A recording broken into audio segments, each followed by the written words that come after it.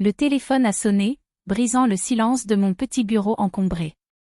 J'ai reconnu le numéro de Philippe, le galeriste que j'avais rencontré quelques fois par le passé. Son ton était empreint d'inquiétude, presque de désespoir. « Laura, je t'en prie, il faut que tu m'aides » a-t-il commencé, sa voix tremblante. C'est Julien Moreau. Sa carrière est en danger, et il ne semble pas comprendre l'ampleur de la situation. « Qu'est-ce qui se passe exactement ?» lui ai-je demandé, tout en griffonnant des notes sur un coin de mon bureau déjà envahi par des papiers. Ses œuvres commencent à être critiquées de manière virulente à cause de sa foi chrétienne. Les critiques l'attaquent personnellement, et je crains qu'il ne soit victime d'une campagne de dénigrement orchestrée. Tu dois venir à l'exposition ce soir. Je suis sûre que tu pourras découvrir quelque chose. Je pouvais entendre l'urgence dans sa voix. D'accord, je vais y être. En arrivant à la galerie, j'ai été accueillie par une ambiance tendue. Les murs étaient ornés des œuvres de Julien, mais l'atmosphère était lourde de murmures méprisants. J'ai aperçu des visages familiers, mais leurs regards étaient vides, distants. Les critiques semblaient se délecter de la souffrance de l'artiste. « Regarde ça », a murmuré une femme à côté de moi, en désignant un tableau. « Est-ce vraiment de l'art ?» Je me suis approchée des œuvres, tentant de comprendre ce qui pouvait provoquer tant de rejet. Julien avait mis son âme dans ses créations, mais il était évident que beaucoup ne voyaient que la surface, ignorant la profondeur de son message. Plus tard, j'ai eu la chance de parler avec Julien. Il était là, un peu perdu, mais déterminé. « Je reçois des menaces anonymes à cause de ma foi », a-t-il avoué, la voix empreinte de douleur. « Mais je ne peux pas t'abandonner. Mon art est mon témoignage. »« Tu es sûr que tu ne veux pas prendre un temps d'arrêt ?» lui ai-je demandé. « Non, Laura. J'ai besoin de continuer. C'est ma mission. » J'ai senti une admiration monter en moi pour cet homme, malgré la tempête qui s'annonçait. « Alors, je vais t'aider, Julien. Je vais comprendre qui se cache derrière tout ça. » À ce moment-là, j'ai su que je m'engageais dans une enquête qui irait bien au-delà de simples rumeurs. Les enjeux étaient trop élevés, et je ne pouvais pas laisser Julien faire face à cela seul. Je me tenais devant le studio de Luc, l'ancien partenaire de Julien, un frisson d'appréhension parcourant mon échine. Son visage, marqué par des années de frustration et de jalousie, m'attendait derrière la porte. Je frappai, et sa voix, teintée d'ironie, m'invita à entrer. « Laura, quelle surprise !» dit-il en feignant un sourire. « Je suppose que tu viens chercher des potins sur Julien. » « En fait, je suis ici pour comprendre ce qui se passe vraiment autour de lui, Luc, répondis-je, mes yeux scrutant son visage pour déceler le moindre signe de mensonge. On dit que vous aviez des différends. Il se renfrogna, ses mains se crispant sur le bord de la table. Des différends, oui, mais rien de plus. Julien est. Julien. Toujours à vouloir être le centre d'attention. Mais les critiques sont plus qu'acerbes, continuai-je, insistant. Tu sais mieux que quiconque que l'art peut être une arme à double tranchant. Luc se leva et commença à faire les 100 pas dans la pièce. Je n'ai jamais compris pourquoi il a choisi la foi comme thème. C'est risqué, et tu sais ce que les gens pensent. Ils ne sont pas prêts à accepter un artiste qui défie les normes. Je le regardai fixement. Et toi, qu'en penses-tu vraiment ? Il s'arrêta, me dévisageant. Je pense qu'il s'expose à des dangers inutiles. Peut-être qu'il le cherche. Je notais cet indice dans mon esprit, mais je sentais que cela ne m'en disait pas assez. As-tu reçu des menaces ? Savais-tu que Julien en a eu ? Il leva les yeux au ciel, un rictus sur son visage. Qui ne le ferait pas dans cette industrie ? Je décidai de changer de tactique. Si tu ne veux pas voir Julien se faire détruire, peut-être devrais-tu l'aider au lieu de le rabaisser.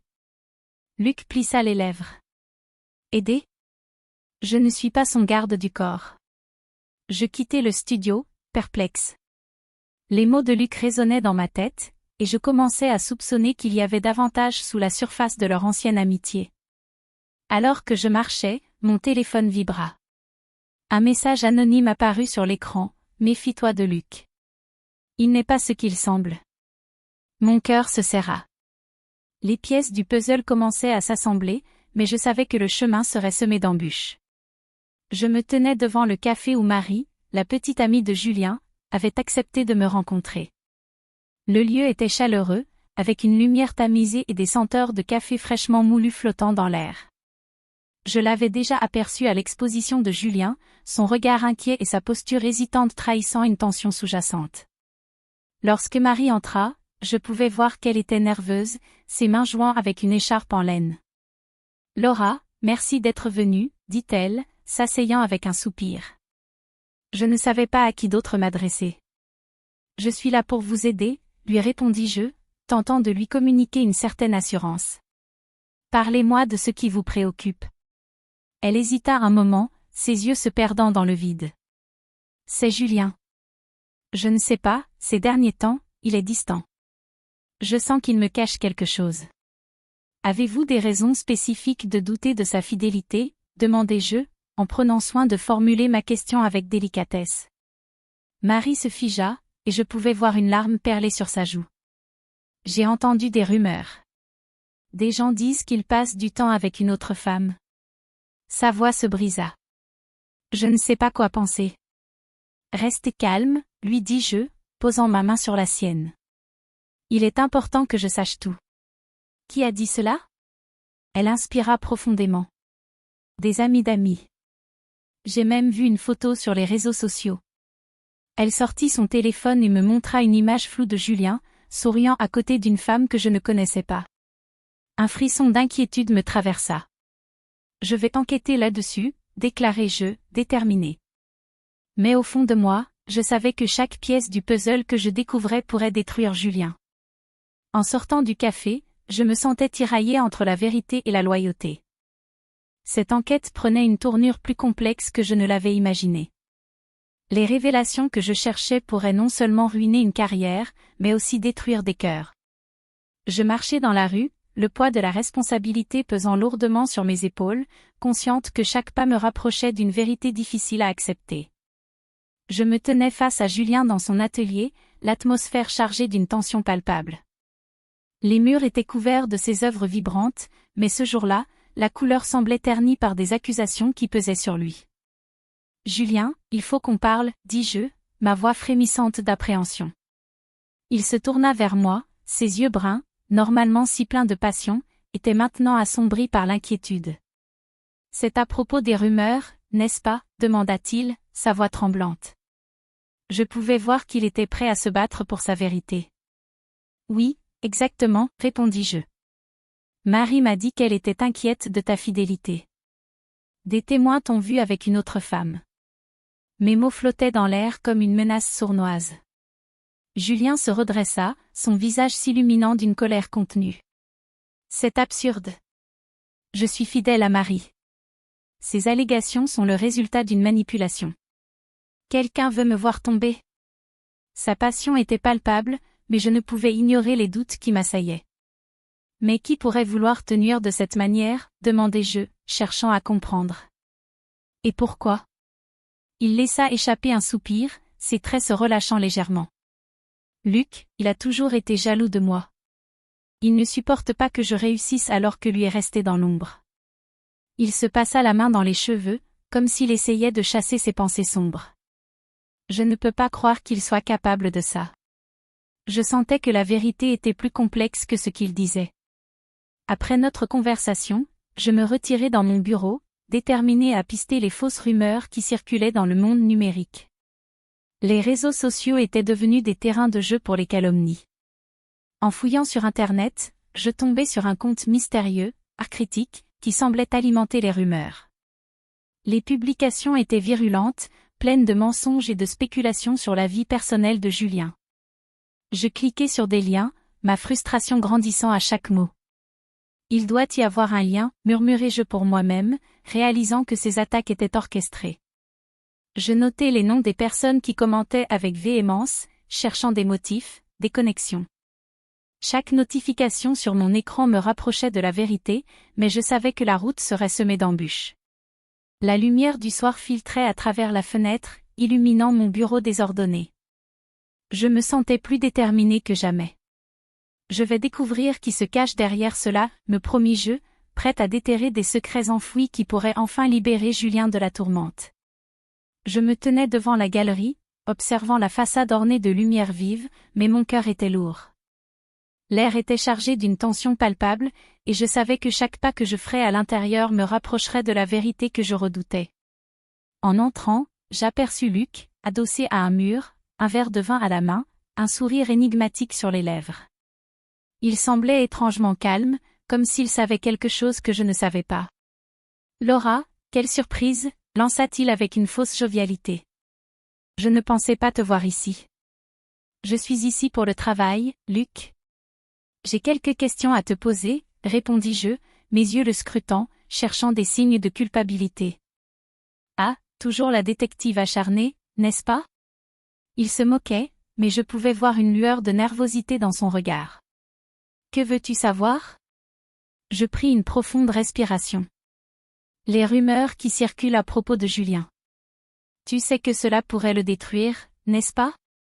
Il haussait les épaules, mais son sourire avait disparu. Je ne suis pas responsable de ce que les gens disent. Julien a toujours eu une lumière qui attire l'attention.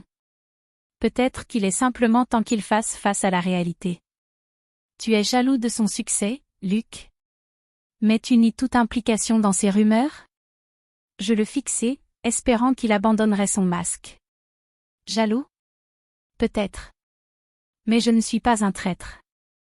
Je n'ai jamais souhaité du mal à Julien, avoua-t-il, mais sa voix tremblait légèrement. Je savais qu'il cachait quelque chose. En continuant à discuter, j'avais l'impression de tourner autour du pot. J'avais besoin de preuves, de quelque chose de concret. Finalement, je décidai de me rendre à son bureau, espérant y trouver des indices. En fouillant dans ses affaires, je tombai sur un document qui me fit l'effet d'un coup de poing. C'était une correspondance, des échanges entre Luc et des critiques d'art, orchestrant une campagne de dénigrement contre Julien. Mon cœur s'emballa. Je tenais enfin la pièce maîtresse du puzzle. Les mots sur la page résonnaient dans ma tête, révélant la profondeur de la trahison. Ce qu'il avait fait à Julien, c'était impardonnable. Je savais que je devais agir, mais la colère et la tristesse se mêlaient en moi. Je me tenais face à Luc, le cœur battant, une lueur de détermination dans les yeux. « Tu sais pourquoi je suis ici, Luc ? J'ai trouvé des preuves. Des preuves de ta trahison. » Je tendis le document que j'avais découvert dans son bureau, le regardant droit dans les yeux. Sa réaction fut immédiate, un mélange de colère et de peur. « Tu n'as aucune idée de ce dont tu parles, Laura !» s'exclama-t-il, tentant de balayer mes accusations d'un geste de la main.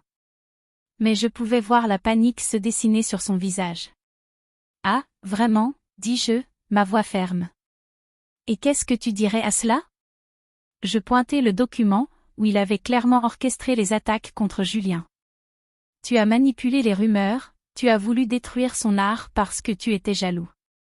C'est de la lâcheté, Luc. » Il se mit à rire, un rire amer. « Lâcheté ? Tu penses que c'est de la lâcheté ? » Julien m'a toujours écrasé, et je n'allais pas rester les bras croisés pendant qu'il prenait tout le crédit. « Tu ne comprends pas, n'est-ce pas ?» lui répondis-je, le défiant du regard. « Ce que tu fais, c'est bien plus que de la jalousie. Tu détruis une vie. Une carrière. Pour ta propre satisfaction. » Luc sembla hésiter, ses yeux cherchant une échappatoire. « Écoute, je peux tout arranger. On peut trouver un moyen de... » Non, Luc. Il n'y a pas de moyen d'arranger cela. Je vais informer Julien et Marie de la vérité. Je me retournai, prête à partir, mais je l'entendis murmurer derrière moi. Tu ne sais pas ce que tu fais, Laura. Tu ne peux pas les protéger pour toujours. Je pris une profonde inspiration et courus vers l'atelier de Julien. Julien. Marie. Appelai-je en entrant, à bout de souffle. Ils levèrent les yeux, visiblement inquiets. J'ai des nouvelles. Des bonnes nouvelles. Qu'est-ce qui se passe ? Demanda Marie, le visage inquiet. Luc a orchestré toutes ces rumeurs. Il a essayé de détruire ta réputation, Julien, mais j'ai des preuves. Je leur montrai le document. Nous devons aller à la police. À ce moment-là, le bruit d'une sirène retentit à l'extérieur. Julien et Marie échangèrent un regard perplexe alors que la police débarquait, se dirigeant directement vers Luc, qui tentait de fuir. « Luc !» criai-je, mais il ne se retourna pas. Les agents l'attrapèrent, et je vis l'expression de désespoir sur son visage. Je tournai mon regard vers Julien, qui semblait soulagé. « C'est fini, Julien. Tu es libre. Ton art peut enfin être reconnu sans ces ombres. »« Merci, Laura, » murmura-t-il, les larmes aux yeux. Je n'aurais jamais cru que tout cela pourrait arriver. Je réalisais alors que mon travail, bien que difficile, avait un sens. Aider les autres à surmonter leurs obstacles était ma véritable vocation. Dans un monde où tant de ténèbres semblaient régner, je venais de découvrir une lueur d'espoir.